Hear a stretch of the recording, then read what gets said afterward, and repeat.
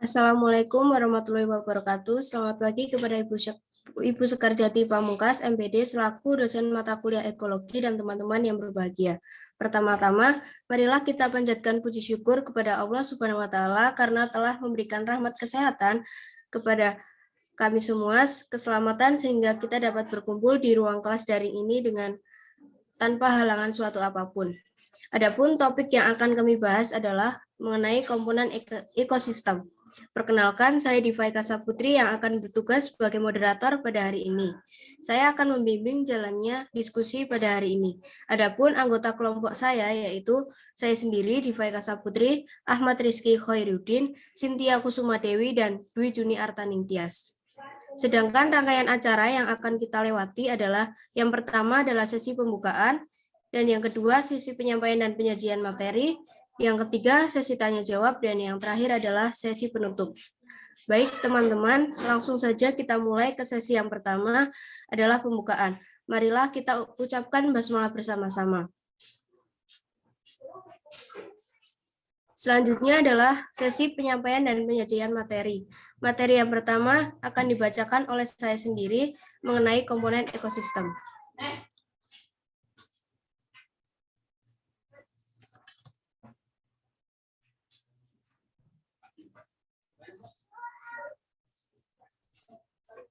Ekosistem. Ekosistem berasal dari kata ecological system atau ekosistem. Adalah interaksi setiap unsur dengan lingkungan fisik sehingga terjadi aliran energi dan daur materi dalam suatu sistem. Cabang ilmu biologi yang mempelajarinya adalah ekologi. Yang kedua adalah komponen penyusun ekosistem. Berdasarkan sifatnya dibedakan menjadi dua, yaitu faktor biotik dan faktor abiotik. Faktor biotik sendiri meliputi semua makhluk hidup yang ada di bumi, seperti individu, populasi, komunitas, ekosistem, serta bioma atau biosfer. Dan yang kedua adalah faktor abiotik yang merupakan faktor fisik dan kimia. Yang pertama ada suhu, cahaya matahari, air, tanah, ketinggian, serta angin. Selanjutnya, berdasarkan fungsinya dibedakan menjadi 4, yaitu ada produsen, konsumen, dekomposer, dan detritivor. Yang produsen sendiri merupakan organisme yang menyusun senyawa organik atau penghasil energi. Yang kedua yaitu konsumen. Konsumen merupakan organisme yang tidak dapat membuat makanan sendiri dan tergantung oleh organisme lain. Yang ketiga adalah dekomposer. Dekomposer adalah organisme pengurai sisa-sisa organisme. Dan yang terakhir adalah detritivor, yaitu organisme pemakan partikel-partikel organik atau detritus. Selanjutnya yang berdasarkan cara memperoleh makanannya, yaitu ada organisme autotrof dan heterotrof. Autotrof sendiri yaitu organisme yang dapat membuat makanannya sendiri dengan mengubah senyawa anorganik menjadi senyawa organik. Yang kedua yaitu heterotrof, yaitu organisme yang tidak dapat membuat makanannya sendiri. Baik, selanjutnya akan dijelaskan oleh Mbak Cynthia. Silakan.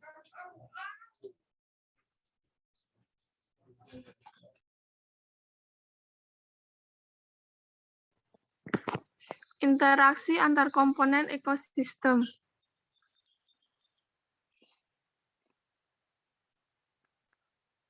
Interaksi antar komponen ekosistem yang pertama antar organisme. Ada netral, predasi, parasitisme, komensalisme, mutualisme, dan kompetisi. Selanjutnya ada antar komunitas. Tidak hanya melibatkan organisme, tetapi juga aliran energi dan makanan. Yang ketiga, antar komponen biotik dan abiotik. Dapat menyebabkan terjadinya aliran energi dan struktur tingkatan trofik dalam sistem tersebut.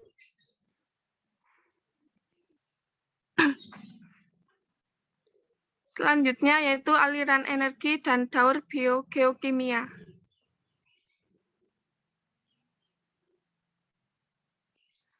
Aliran energi yang pertama yaitu jaring-jaring makanan. Dalam suatu ekosistem terjadi saling ketergantungan antara produsen, konsumen, dan pengurai.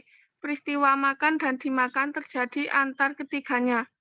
Peristiwa makan dan dimakan ini membentuk rantai makanan. Kumpulan dari rantai makanan itu membentuk jaring-jaring makanan.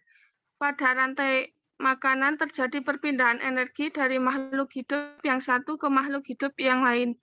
Yang kedua ada piramida makanan.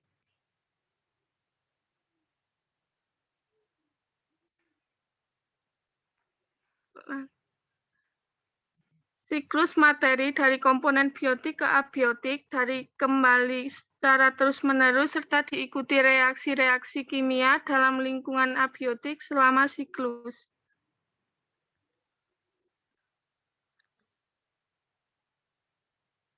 Untuk siklus yang pertama yaitu pergerakan air melalui sistem biotik dan abiotik. Di atmosfer, air tersedia dalam bentuk uap air yang berasal dari proses evaluasi atau penguapan.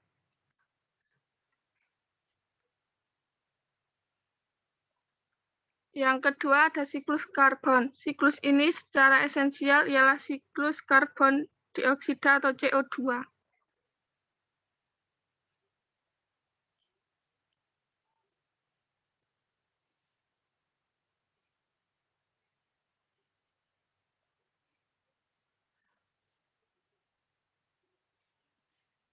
Selanjutnya, siklus nitrogen.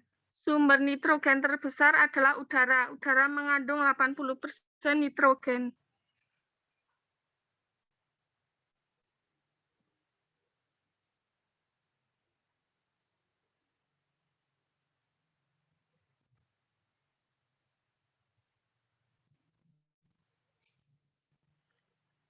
Selanjutnya, siklus fosfor. Siklus fosfor adalah proses bergeraknya fosfor dalam ekosistem litosfer, hidrosfer, dan biosfer.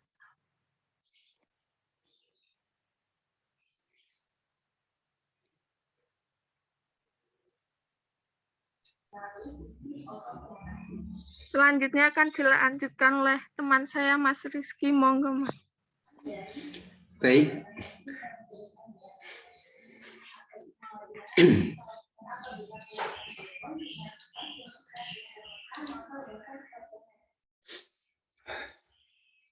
Baik, selanjutnya adalah siklus sulfur. Di siklus sulfur sendiri itu adalah rangkaian perpindahan zat kimia yang mengandung unsur sulfur atau unsur belerang di permukaan bumi. Siklus ini sering juga dikenal dengan siklus belerang. Belerang dalam lingkungan atmosfer terdapat dalam bentuk gas SO2 dan aktivitas vulkanis dan pembakaran bahan bakar fosil. Ya, lanjut Mbak.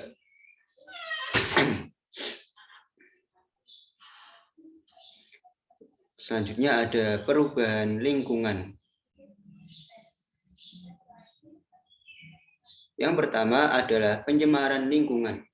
Pencemaran lingkungan merupakan suatu kondisi masuknya atau dimasukkannya dalam kurung secara sengaja suatu zat pencemar atau polutan ke dalam lingkungan yang melebihi ambang batas atau toleransi lingkungan. Pencemaran lingkungan sendiri dibagi menjadi 3, yakni pencemaran udara, yang kedua pencemaran air, yang ketiga ada pencemaran tanah.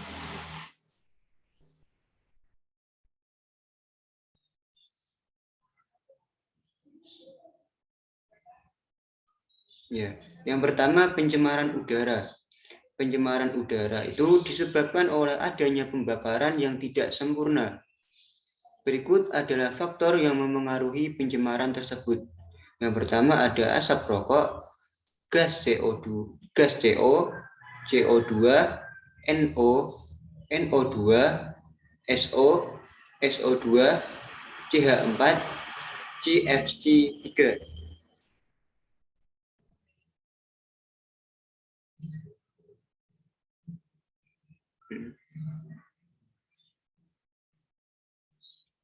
Selanjutnya ada pencemaran air.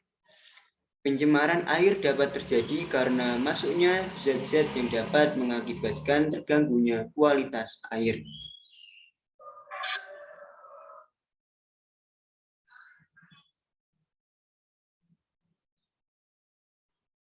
Baik, selanjutnya akan dibacakan oleh teman saya, Mbak Juni. Waktu dan tempat kami persilahkan. Terima kasih atas waktunya Mas Rizky.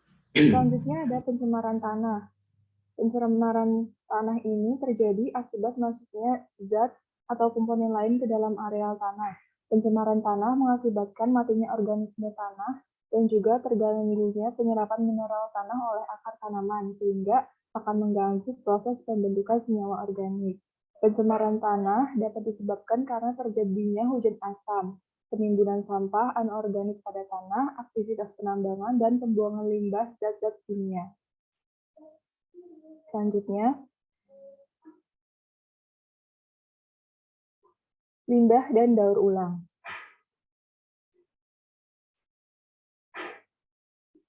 Jenis-jenis limbah itu ada organik, berbahaya, dan anorganik. Limbah organik sendiri adalah limbah yang berasal dari sisa-sisa bagian tubuh makhluk hidup yang telah mati. Limbah jenis ini mudah terurai secara alami. Yang kedua ada limbah yang berbahaya. Limbah yang berasal dari berbagai bahan kimia, umumnya yang bersifat sebagai racun bagi kehidupan. Yang ketiga ada limbah anorganik. Limbah ini adalah limbah yang berasal dari benda-benda mati. Limbah jenis ini biasanya sangat sulit dan butuh waktu yang sangat lama untuk terurai secara alami. Selanjutnya,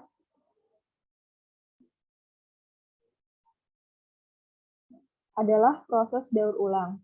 Yang pertama, reduce, yaitu proses daur ulang dengan cara mengurangi penggunaan benda, terutama plastik yang menghasilkan sampah.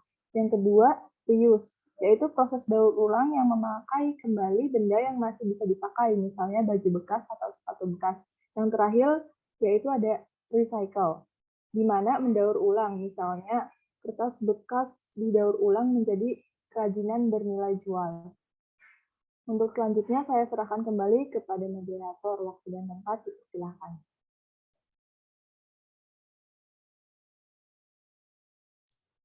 Baik, terima kasih ya kepada kelompok penyaji yang telah menyajikan materinya.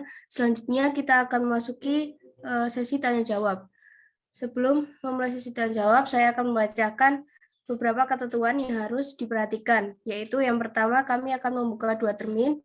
Setiap termin akan berisi 3 pertanyaan. Dan silakan bagi yang ingin menanya, silakan menuliskan pertanyaannya di Elita.